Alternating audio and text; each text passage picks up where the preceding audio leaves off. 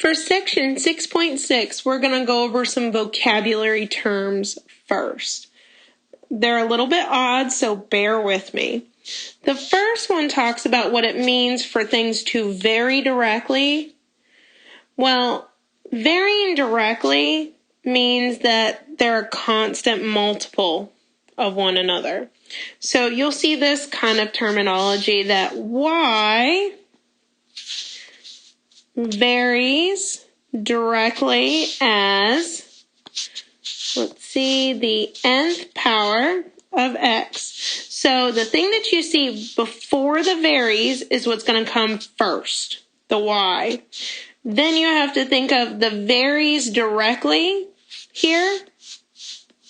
The varies directly, that should be kind of coming up as your equal to next, and as a constant k.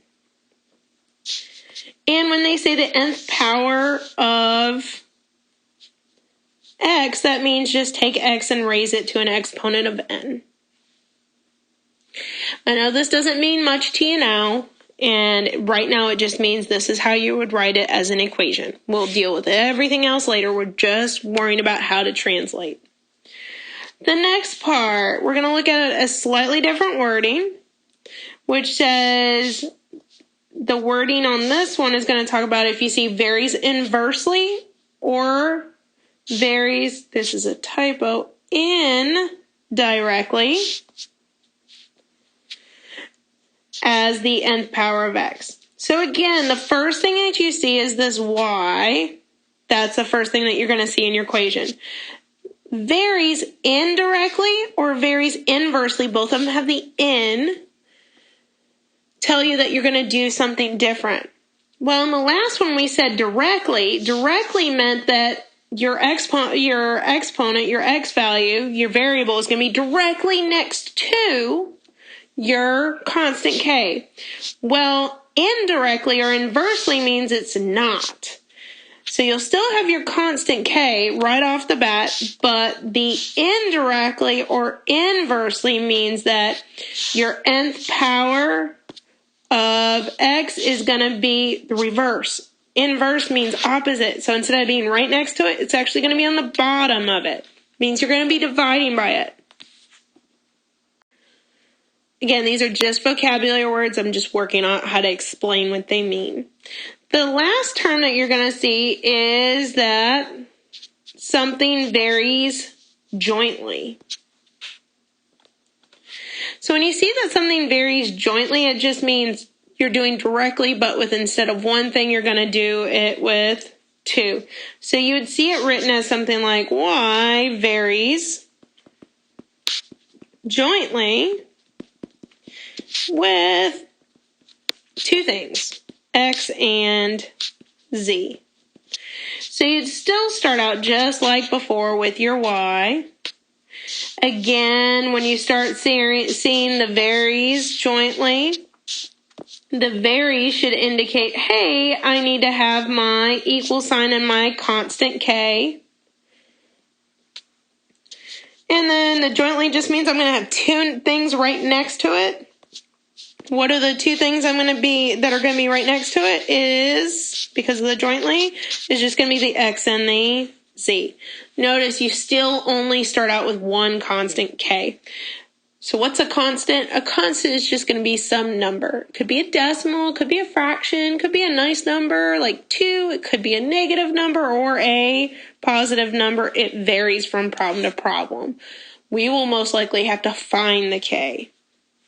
But first, before we do any of that, we need to be able to make sure that we can understand how to translate something from words into equations using these new vocabulary terms. So let's start it out. Let's look at this first example. We want to write an equation. It starts out with P, so that's what we'll start our equation with. P varies, let's see, directly. That means we'll have an equal and a k, and then the directly means that whatever variable is coming after that, which is the q, should be directly next to the k. And that's it. P equals k times q. That's it. The Q is directly next to the K. That's all they want us to do is translate it into equation. Let's try the next one. Y. Y is going to start our equation. Varies inversely. Okay, no matter what, we always end up with a K right off the bat and equal to because of the varies and K. The inversely, though, tells us that our variable that comes after that, the Z, is going to not be right next to the K. It's going to be the reverse, which means it's going to be underneath the K. So we'll be dividing by the Z. We're doing the reverse. So we've got Y equals K over Z. But that's it. That's all they wanted us to do is do a translation. Let's take a look at C. In C, they start out with R. And the next part is varies directly. So varies directly means I'm going to have the equal to and the K, and directly next to it is whatever variable comes next to it, which is directly with S. So the S will be directly next to the K.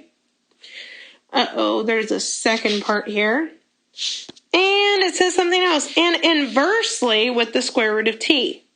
Remember, whatever comes after inversely means it's going to be on the reverse. It's going to be on the bottom of the K. What's going to be on the bottom of K is the square root. Remember, square roots look like that. Of what? Of T. So T will go in my little root. And that is it. Last one, let's take a look at D. In D, let's see, we're starting out with D. So we'll start with D in our equation. Varies jointly. Remember, varies jointly just tells you you're dealing with more than one thing, and you're going to still be just like directly right next to something. Directly next to what two things? Well, they're whatever comes next. Well, in this problem, whatever comes next is an E and an F cubed. Well, E will go directly next to it, and so will F cubed. What does cubed mean? Well, if you remember way back when, cubed means raised to the third power. So that means the F will be raised to the third power. And that's it.